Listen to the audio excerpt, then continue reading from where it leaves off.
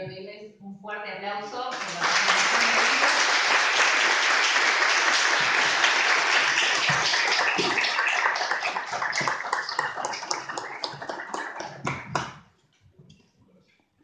Bueno, muchas gracias a todas y todos por esta presencia. A mí me emociona mucho este día, que es el día en que conmemoramos el fallecimiento del maestro, y estoy muy orgulloso de poder homenajearlo y de la presencia de todos ustedes, que para mí es un honor, ¿verdad? Y también que Mario Parmisano, que es un músico que ha tocado con Olli Meola en 2014, que recibió en 2016 la mención de personalidad destacada de la cultura de la ciudad de Buenos Aires. La verdad que es muy honrado para mí. Así que bueno, muy contento, la verdad muy contento de estar acá. Pero bueno, la idea no es hablar de mí, sino hablar de lo que convoca ese libro, que es la música de Astor Piazzolla, y un poco contarles que este libro es un libro que intenta mostrar al público en general. La idea no es hacer un libro no es un libro de música, es un libro de análisis, de una expresión cultural y artística, que es la música de Piazzolla, y es un libro que intenta reflejar un poco lo que fue el leitmotiv de la vida de Astor y de su obra, de su trayectoria, que es, que lo hizo el creador del tango moderno, digamos, que es crear este nuevo género que como bien decía en la entrevista, el tango ha cambiado con los años. El viejo tango, el tango que se originó allá a fines del siglo XIX, el tango que construyeron aquellos maestros como Poncio, Mendizábal, Villoldo, ese tango fue evolucionando a lo largo del siglo XX y realmente, cosa que muchos no se habían dado cuenta, y que fue Astor el que descubrió, digamos, que esto, digamos, tenía que seguir evolucionando, que el tango no podía morir en esa forma excelsa que tuvo en 1940 con los maestros, grandes maestros como Troilo, Pugliese, como por supuesto Julio De Caro, Arolas, bueno, toda esa generación de renovadores del tango, porque la primera renovación del tango empezó en la década del 20 con Julio De Caro, Arolas, Pedro Maffia, Pedro Laures, que fueron realmente unos maestros increíbles que han hecho obras maravillosas. Pero el tango no podía quedar ahí, el tango tenía que seguir evolucionando, o como pasa con todas las cosas en la vida, lo que no evoluciona, lo que no avanza, retrocede o desaparece, digamos. Y el tango estuvo a punto de desaparecer. Estuvo a punto de desaparecer entre 1955 y 1983, en la cual tuvo la peor crisis de toda su historia, porque con la osificación, con la cristalización de la forma del 40, se alejó la juventud del tango. Piazzolla, que vio esto muy pronto, ya en la década del 40, cuando entró en la orquesta de Troilo, vio que el tango tenía que evolucionar. Tuvo un mérito, una increíble, digamos, visión de incorporar al tango otros géneros, como la música clásica, el jazz, después más tarde la bossa nova, los ritmos folclóricos, el pop, y sobre todo una cosa que es fundamental, que al crear el tango moderno, Piazzolla lo que hizo es interpretar el sonido del nuevo Buenos Aires. El tango nace con Buenos Aires, nace de Buenos Aires, recoge los sonidos del primitivo Buenos Aires, de ese Buenos Aires colonial en la que todavía ni siquiera había trabajadores, era una aldea. Cuando vienen los trabajadores, los tanos, los gallegos, los alemanes, cuando se incorpora la clase obrera al pueblo de la ciudad de Buenos Aires, ahí empiezan a producirse fenómenos culturales nuevos en aquella época, y el tango nace con esos fenómenos culturales nuevos. En 1940, 45, 50 se producen grandes transformaciones en Buenos Aires con la incorporación de todo ese joven proletariado que viene del interior, y con eso también cambia los sonidos de Buenos Aires, porque Buenos Aires se transforma en una ciudad industrial, en una metrópoli, para bien o para mal, digamos, con todo lo que eso significa, con todas las miserias que tiene una gran ciudad y una metrópoli, con todas las cosas buenas, con la cultura, pero también con todo lo malo. Y esos sonidos no estaban reflejados en aquel viejo tango. Y el mérito de Astor, sin duda, fue este. Después, los que lean el libro van a ver que yo, para explicar un poco qué es la música de Piazzolla, cómo surge, desarrollo una teoría que está basada en un método, que es el método dialéctico, y que significa que la música de Astor avanza sobre contradicciones, es decir, permanentemente Astor va saltando contradicciones, va superando contradicciones. Contradicciones que no son negativas, sino que al revés son positivas.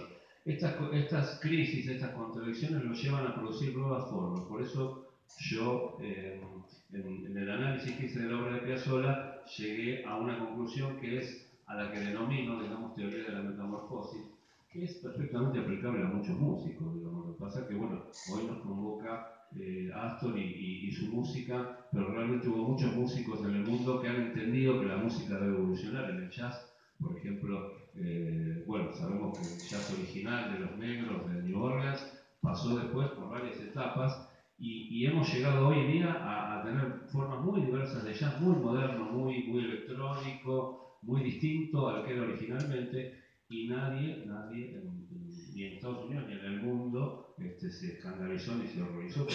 Es paradójico que en la Argentina y en Buenos Aires, cuando alguien quiere cambiar algo en la cultura, digamos, haya tanta resistencia. Pero bueno, esto es un poco la historia que todos seguramente conocen. Lo interesante de esto es que el libro relata la vida de Astor, pero al mismo tiempo lo analiza. Yo para poder llegar a tener una cronología de la obra del maestro tuve que leer muchos trabajos, muchos libros, y lo que encontré que había dos clases, digamos, de biografía, dos clases de trabajo sobre la música de Piazzolla. Una era la que describe su cronología, toda su trayectoria, muy interesantes, algunos realmente con mucha erudición, digamos, realmente trabajos muy bien preparados, pero solamente analizan la biografía, digamos, ¿no?, del músico. Y después otros trabajos que hacen análisis, pero muy desde lo musical, o algunos incluso hasta casi psicoanalíticos, digamos, ¿no?, sobre la música de Piazzolla. A mí me parecía que para entender la música de Piazzolla, además de toda su trayectoria, había que entender un poco el por qué se producían estos cambios. Tenemos poco tiempo y simplemente queremos resaltar estos aspectos del libro. Ojalá que lo puedan leer. Simplemente ustedes tienen que saber que el tango de Piazzolla no terminó en 1992 con la muerte de Astor, sino que hoy hay una nueva generación de músicos de tango moderno, el tango que creó Astor, el tango moderno, y esa generación de músicos hoy está expresada en decenas de bandas, decenas de grupos y de orquestas típicas, Tangueto, Costal Project, Fernández Fierro. Hay realmente cosas maravillosas en el tango moderno y tienen que conocerlo. Un poco la idea de hacer este libro, además, es difundir el tango moderno, difundir la cultura moderna de Buenos Aires, que es esta, darle impulso para que la juventud se acerque más a esta música y la podamos nutrir y enriquecer para que no termine, digamos, siendo una reliquia, que es lo que, bueno, justamente no quería Astor. Es muy interesante la vida del maestro desde el punto de vista musical, con muchas contradicciones. Él lo contaba, él arranca brevemente, es un repaso nada más, seguramente algunos ya lo saben. Él arranca en la orquesta de Troilo, del gran maestro Aníbal Troilo, y Troilo le encomienda unos arreglos para algunos temas, como Inspiración, como Azabache, y cuando el maestro Piazzolla le hace los arreglos, Troilo agarra una goma de borrar y le saca todos los arreglos que había hecho porque eran demasiado avanzados para la época. Entonces dice, esto no se puede bailar. Como no se podía bailar, lo recorta. Pero en realidad era interesante porque en esa interacción de la goma de borrar de Piazzolla interactuaban dos épocas del tango, el tango en su origen y el tango que estaba surgiendo, el nuevo tango. Astor después se va de la orquesta de Troilo y forma una orquesta propia en el 46, pasa por una orquesta con Fiorentino en el 44.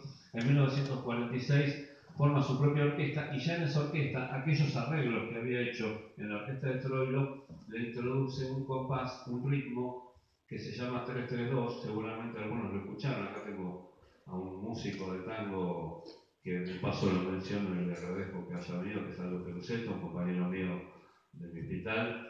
El ritmo 3-3-2 o el compás 3-3-2 empieza en la orquesta del 46, aunque después, digamos, ahí ya todavía primitivamente, pero después va pasando por una serie de etapas, de formas, hasta llegar a Dios Nonino, que es lo que ustedes escuchaban hace un rato, y ahí el compás 3-3-2 se instala ya como un compás definitivo en la música de Astor, y en cada etapa Astor va incorporando nuevas cosas. En 1954 él gana un premio acá que se llama Premio Fabian Cebisky, una fundación que da unos premios a los músicos, y gana una beca para estudiar en Francia con Nadia Boulanger, que era la musicopedagoga más famosa de Francia, la que había formado a tipos como Bert Bacharach, por ejemplo, como Leonard Bernstein. Y con esta musicopedagoga, Piazzolla, que ya a esta altura, justamente porque no había podido cambiar el tango en ese momento, sentía hasta vergüenza de ser tanguero, él le muestra sus obras nuevas, como Prepárense, Triunfal, Lo que vendrá, y en ese momento Nadia Boulanger le dice, él primero le muestra sus obras clásicas, y ella le dice, tan lindas, la verdad que son bárbaras sus obras clásicas, pero yo no siento que esté usted acá. ¿Dónde está usted? ¿Qué es lo que toca realmente usted? Y finalmente él le muestra sus obras de tango y ella le dice, esto es una maravilla, le dice, usted tiene que seguir por ese camino, este es su camino. Entonces, desde ese momento, y en 1955 forma el Octeto Buenos Aires, con unos músicos tremendos como Horacio Malvicino, por ejemplo, con Leopoldo Federico, ¿no? Con estos músicos él forma el Octeto Buenos Aires, donde ya se produce la primera transformación. Nosotros decimos yo digo en la obra que la verdadera revolución de Piazzolla es en 1960 con Adiós Nonino, porque ahí ya él completa toda la incorporación del jazz, de la música clásica, del compás 3-3-2, de las fugas, de los ostinatos, de todas esas características de la música de Piazzolla que lo hacen diferente del resto de las obras de tango. En esa época había músicos tremendos que habían renovado el tango, como Horacio Salgán, como el propio Leopoldo Federico, Attilio Stampone, Páfaro Guillieri, estaba Armando Pontier y Franchini. Franchini fue parte del Octeto, Enrique Mario Franchini. Con estos músicos que renovaban el tango, le faltaba un pasito más, que era incorporar definitivamente un sonido que reflejara el nuevo Buenos Aires. Y este era el compás entre los dos, el ritmo, las fugas. Y esto, después ustedes lo lean el libro, lo van a ver, se materializa en Fuga y Misterio, que es la máxima obra donde Piazzolla expone las fugas. Después hay otras que son muy buenas.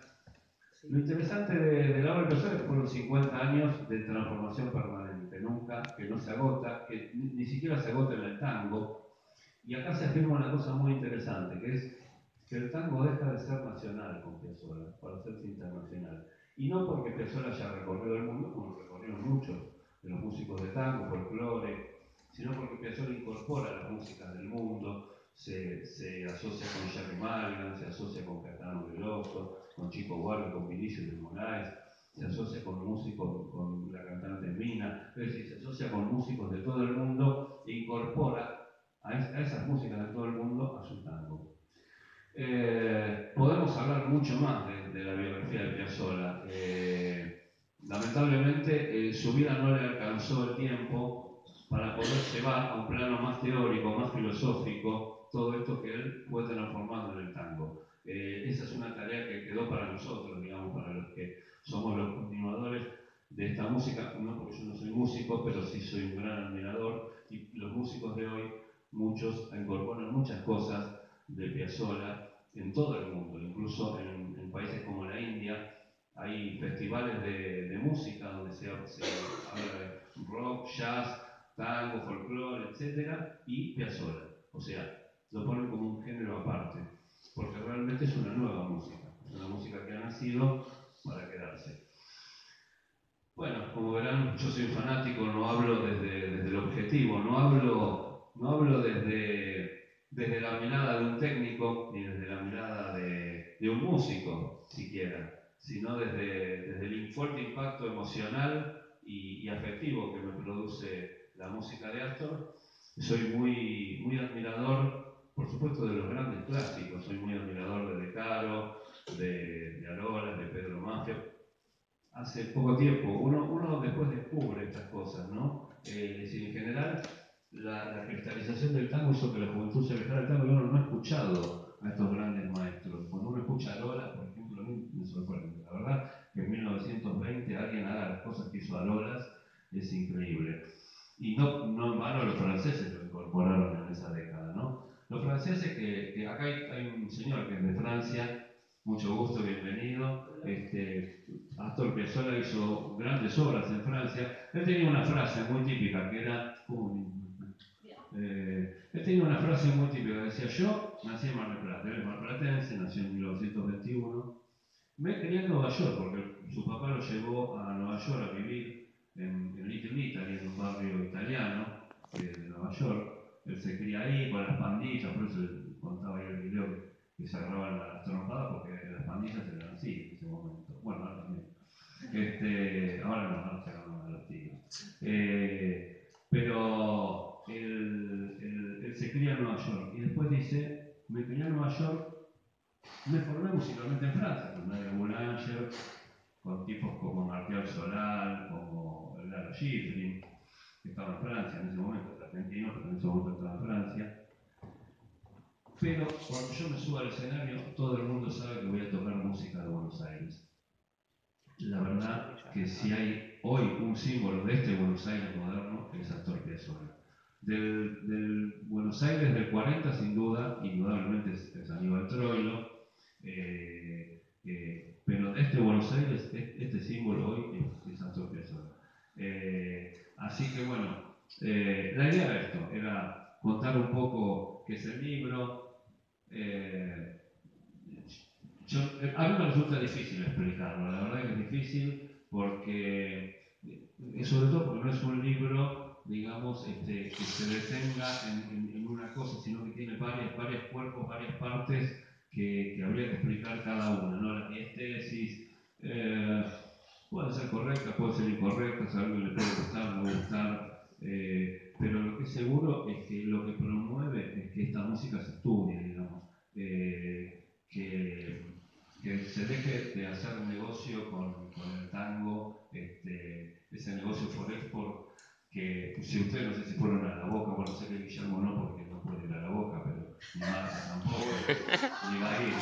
Pero si ustedes van a la calle Caminito, por ejemplo, se encuentran con bailarinas, todas muy producidas, todo está muy bien, es muy lindo eso, pero la verdad que es un negocio para extranjeros, para sacarle plata a los extranjeros. Y hay otra cultura en Buenos Aires. Como también hay otra cultura en el interior del país, que no es tampoco la que quieren mostrar a los extranjeros.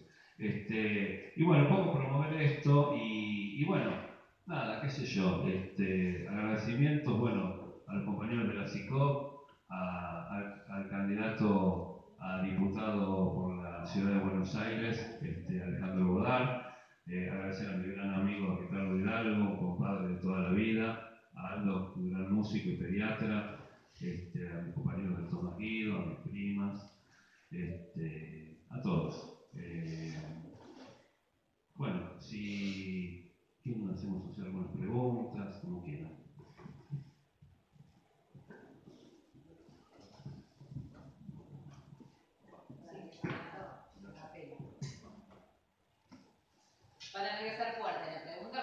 no llega el micrófono. No hay inalámbrico.